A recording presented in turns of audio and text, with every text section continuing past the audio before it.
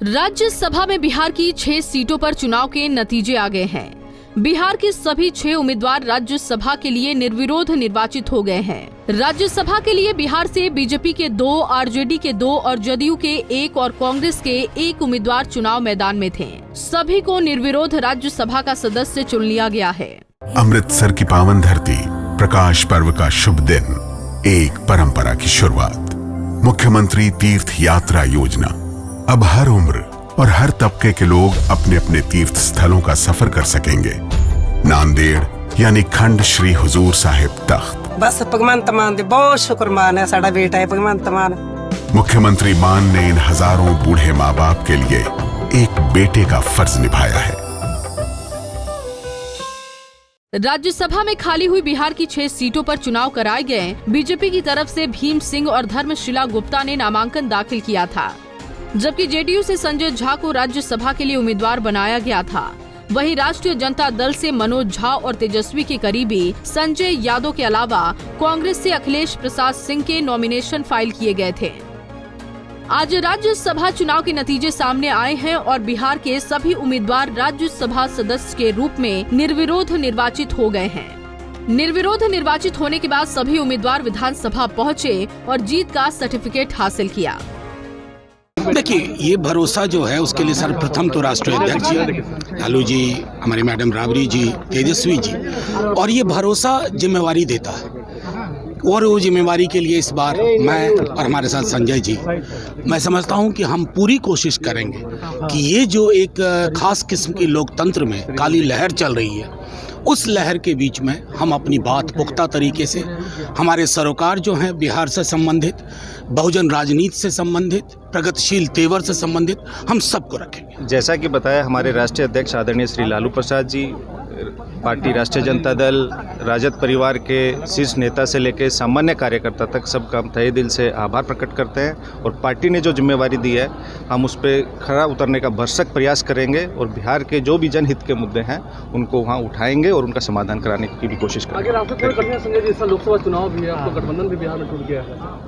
कोई रास्ता कठिन नहीं है। आप सोचेंगे तो कठिन है, सोचेंगे आसान है तो आसान है। कितनी सीटें लोकसभा 40 सीट, आप तो रणनीतिकार भी हैं। वो अभी आपके सामने आएगा। आज से माननीय नेता प्रतिपक्ष श्री तेजस्वी यादव जी की जन विश्वास यात्रा में जो स्वतःस्फूर्त भीड़ आप देख रहे हैं मुजफ्फरपुर और सीतामढ़ी में, अभी तक 2 कार्यक्रम हुए हैं, उससे आपको आभास हो जाएगा। हम धन्यवाद देते हैं कांग्रेस आलाकमान को, आदरणीय खड़गे साहब को, सोनिया जी को, राहुल जी को, जिन्होंने हमें विश्वास व्यक्त करके पुनः मेरा नामांकन कराया। और यहाँ के सभी विधायक साथियों को, कांग्रेस पार्टी के सभी सम्मानित साथियों को, वाम दलों के सभी सम्मानित विधायकों को और उनके नेतृत्व को, सबको हम हृदय से धन्यवाद देते हैं कि बिहार के विकास के लिए फिर से हमको काम करने का मौका मिला। इस बार चुनाव में सामने नीतीश कुमार और मोदी दोनों होंगे बिहार में, कैसे देखते हैं इस चुनौती? सामने नीतीश कुमार होंगे। पिछली बार भी थे, आपको मालूम है अच्छी तरह से कि केवल 12,000 वोट का अंतर रह गया था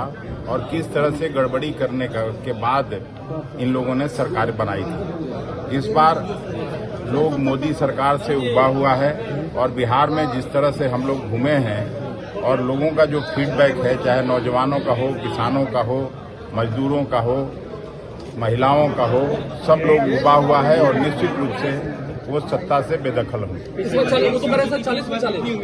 पिछले बार 1 सीट जीती थी, इस बार कितनी उम्मीदें? इस बार वो लोग एक 2 सीट जीत सकते। वो तो कह रहे थे 40 में 40 दावा कर रहे हैं। तो मैं भी तो कह रहा हूँ, आप सुनिए ना, वो लोग 1-2 सीट कहीं गलती से जीत जाएं तो वही काफी। अब मुझे नहीं पता, ये तो मौका था समीकरण को और बढ़ाने का। ये तो पब्लिक डिसाइड करती है, जनता डिसाइड करती है। लेकिन एक बात मैं जरूर कहूँगा कि 2020 में नीतीश कुमार के नेतृत्व में एनडीए को जनता ने मौका दिया सरकार चलाने का 2025 तक, और बिहार में पूरे 5 साल सरकार चलेगी। और विधानसभा चुनाव 2025 नवंबर में ही विधानसभा चुनाव होगा। उस कोई मध्यावधि चुनाव बिहार में नहीं होगा, इसलिए तो बोल रहा हूँ, कोई मध्यावधि चुनाव, मैं अपने पार्टी एनडीए के तरफ से आपको बता रहा हूं, कोई मध्यावधि चुनाव बिहार में नहीं होगा। 2025 तक बिहार की सरकार नीतीश जी के नेतृत्व में अपना कार्यकाल पूरा करेगी। आपको बधाई हो सर, आप राज्यसभा जा रहे हैं। बहुत बहुत धन्यवाद।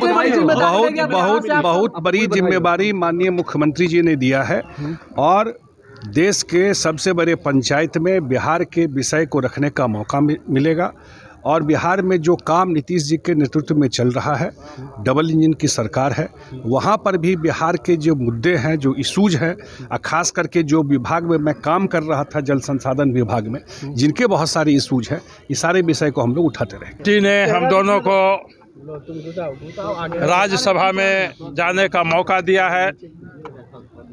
इस अवसर पर हम गदगद हैं, आह्लादित हैं और पार्टी के समक्ष और माननीय प्रधानमंत्री जी, गृह मंत्री जी, राष्ट्रीय अध्यक्ष जी, प्रदेश अध्यक्ष जी, दोनों उप मुख्यमंत्री जी के प्रति और पूरे पार्टी के राष्ट्रीय और प्रदेश नेतृत्व एवं समस्त कार्यकर्ताओं के समक्ष हम नतमस्तक हैं, मस्तक झुकाते हैं। पूरी पार्टी के प्रति आभार, मस्तक झुकाकर। नई भूमिका में है, कई भूमिकाओं में रहे हैं। जो भी भूमिका मिली है, जो भी दायित्व मिला है, उसको पूरी निष्ठापूर्वक और पूरी सक्षमता से निभाएंगे। बिहार की आवाज़ राष्ट्रीय फलक पर गूंजेगी। पिछड़ों, अति पिछड़ों की आवाज़, दलितों की आवाज़ और समाज के सभी वर्गों की आवाज़ को हम राज्यसभा में बुलंद करेंगे। माननीय प्रधानमंत्री जी के जो भारत को विकसित करने का 2047 में लक्ष्य है, उस लक्ष्य की पूर्ति में हम एक गिलहरी की तरह थोड़ी सी भी भूमिका अदा कर सके तो अपने का अहोभाग्य समझेंगे।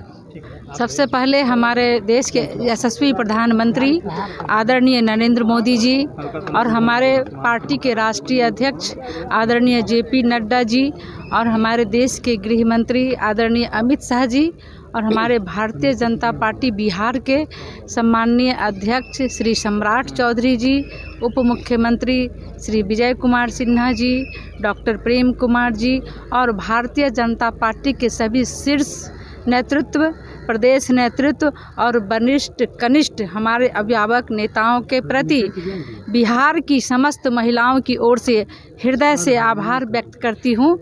उनको प्रणाम करती हूँ, नमन करती हूँ। ये एक ऐतिहासिक निर्णय, बिहार में पहली बार महिला मोर्चा की अध्यक्ष को इतना बड़ा सम्मानजनक उन्होंने एक नेतृत्व करने का क्षमता मुझे दिया है, अवसर दिया है और मैं विश्वास दिलाती हूँ कि पार्टी ने एक साधारण परिवार की महिला, एक कार्यकर्ता को जो योग्य समझा, तो मैं विश्वास दिलाती हूँ कि हमारे देश के, हमारे बिहार के अंतिम और दलित, शोषित, वंचित पंक्ति के लोग तक पहुँचने का काम करूँगी और हमारा पार्टी ने जिस विश्वास से बनाया, उस विश्वास पर खड़ी उतरने की पूर्ण कोशिश करूंगी और बिहार और देश के निर्माण में अगर मेरी छोटी सी भूमिका भी हो तो मैं अपने आप को भाग्यशाली, सौभाग्यशाली समझती हूँ और संपूर्ण पार्टी के प्रति प्रणाम करती हूँ नतमस्तक होके और उनके आगे खड़ी उतरने की पूरी प्रयास करूँगी। निर्विरोध निर्वाचित होने के बाद जेडीयू नेता संजय कुमार झा ने मुख्यमंत्री नीतीश कुमार से मुलाकात की और उनका आभार जताया। सभी सदस्यों ने अपनी पार्टी के शीर्ष का आभार जताया है। पटना से अभिषेक कुमार सिंह की रिपोर्ट।